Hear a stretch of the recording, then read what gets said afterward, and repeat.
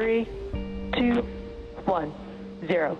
Ignition, liftoff. Semper Fi. Lifting off and launching towards a new chapter in the space race.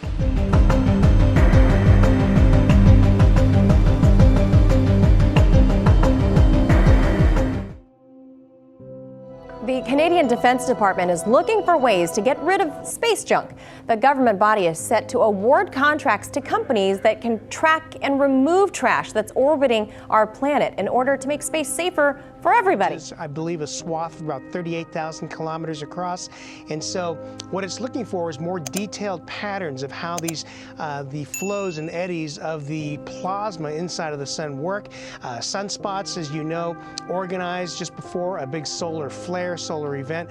We here on the Earth, even though we're so far away, we're still obviously very much affected by the sun, not only by its heat, but also by what we call space weather, the radiation and other things that are particles that are released by solar events. And so that, coupled with a NASA spacecraft, the Parker Solar Probe, which is making its closest approach to the sun of any other space probe, about 10 radii, or around 7 million, I believe about 7 million, or something like 7 million kilometers away.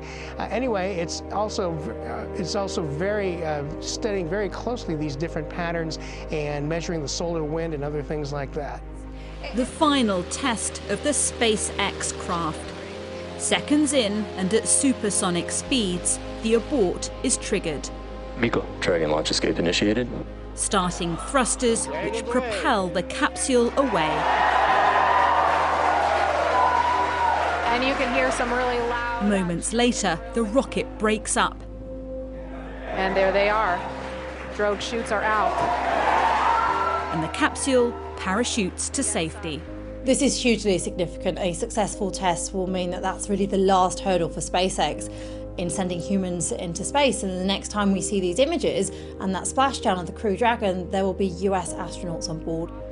Catastrophic failure is a scenario NASA never wants to see, but it has to be tested before people are put on board. One former astronaut who's flown 4 missions says it's a major milestone. The U.S. has been unable to launch our own astronauts into space since 2011 when we retired the Space Shuttle. So it's been 9 years, coming up on 10 years since we've had that capability. And so this is a big deal. SpaceX is owned by billionaire Elon Musk, his company working with NASA to fly astronauts to and from the International Space Station. This could now happen within months. A giant leap for NASA and a pivotal point in space exploration. This is a last image the Spitzer transmitted back to Earth. The Tarantula Nebula, named after the filaments of gas that resemble spiders' legs stretched out across the cosmos. It is one of the telescope's first observation targets when it was launched 16 years ago.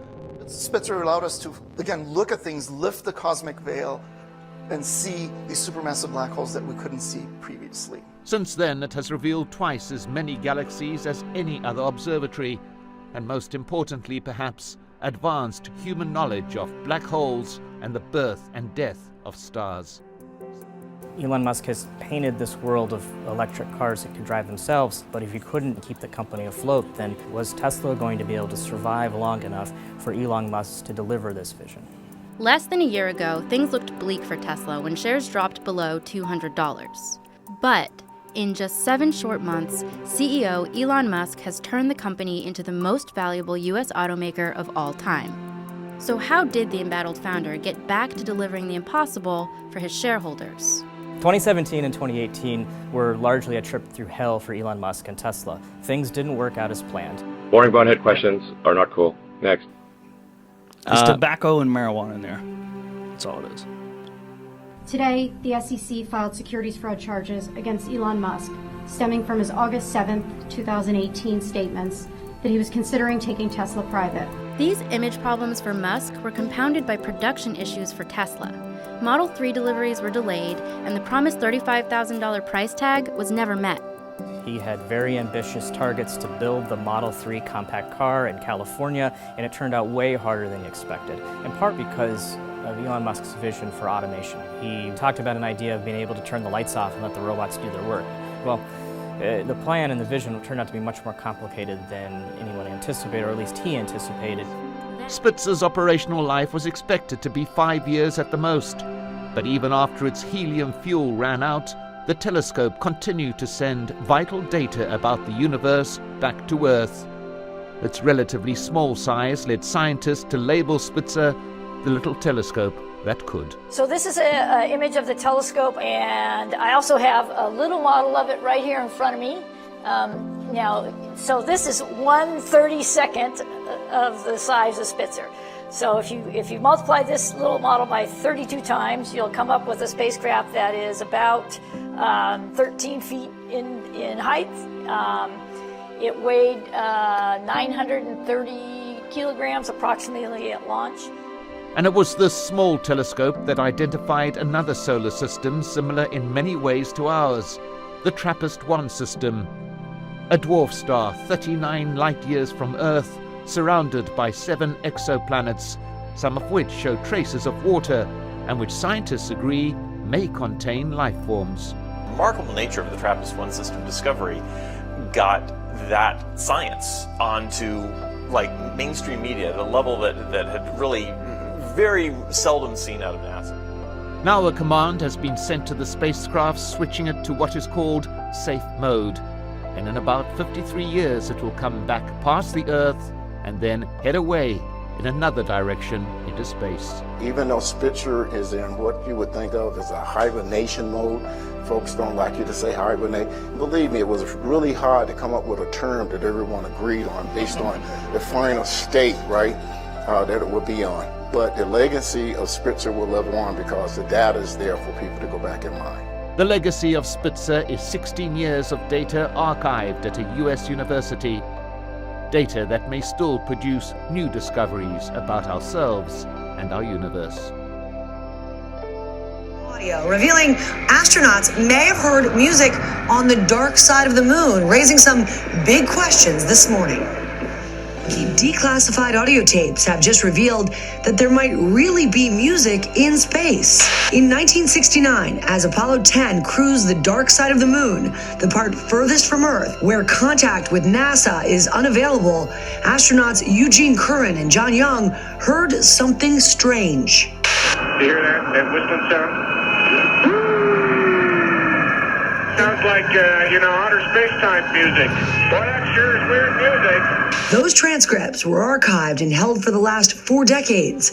Now freshly unearthed, though, by NASA's Unexplained Files on the Science Channel. But there may be an earthly explanation. One NASA technician believes the music was caused by 2 different spacecrafts' radios interfering with each other. Something else that really should concern all of us. The Wall Street Journal is now reporting that Microsoft and Amazon have just been given access to your hospital records. No, we're not talking about general records. We're talking about identifiable hospital records. This is crucial but controversial. It's a move to try and maybe marry big tech with healthcare data, bring us up to date. What are we learning?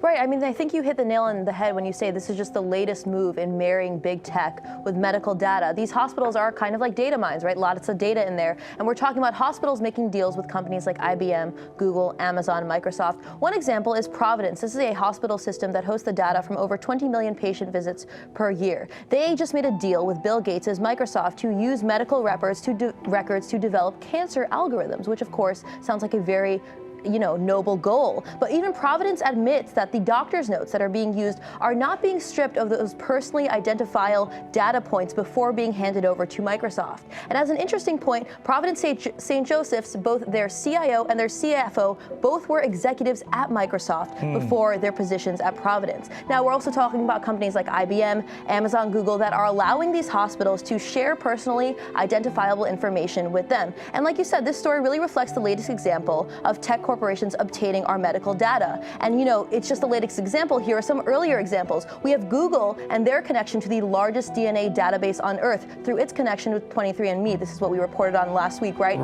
This is through its co-founder, Sergey Brin. And its other co-founder, interestingly enough, Larry Page, is actually working to develop a universal flu vaccine. So you see the fruits of this medical data really, coming to fruition. And Microsoft, believe it or not, is also in the business of obtaining medical and biological information. In fact, they want your blood. Take a listen. Mosquitoes are the ultimate field biologists, taking blood samples from every animal they bite. Microsoft and its partners are using smart traps to capture mosquitoes and study the DNA they collect. With the cloud, what used to take 30 days now takes 12 hours. My instrument is the computer. I make the computer do what I want it to do, and that is to bring joy, and I hit buttons and take ideas and manifest those ideas to reality in the form of songs, so to bring a product to life, whether it's a song, a film, a concert, an app, or AI. I'm a tech enthusiast. I want to know everything about computers. I want to know who makes it, when it was developed, how much it costs to make. With music, I was able to take my whole family out of the ghetto. I never thought it would be possible, but it was my mission to take care of my mom. And then I realized my friends were still in the ghetto, people I grew up with. So I took my money and I started a school in my ghetto, so that the kids could learn the same things I learned. So if I'm gonna build AI, I have to also do HI, which is human intelligence. We've been here before, actually. This is the fourth industrial revolution. We're in the same point right now. The new electricity is artificial intelligence. So it's all about being disciplined and having the right vision for a better tomorrow for yourself and for your family. Are you an agent of change, or you're just a part of the world? Where do you sit in the world? Are you just there to eat, live, or are you there to help solve problems? Which one are you? Everyone can fit and contribute. The violin, if there's 1,000 of them, is just as important as 1,000 trumpets. And the conductor is making sure that everything sounds beautiful. Solving bigger problems, we need bigger tools.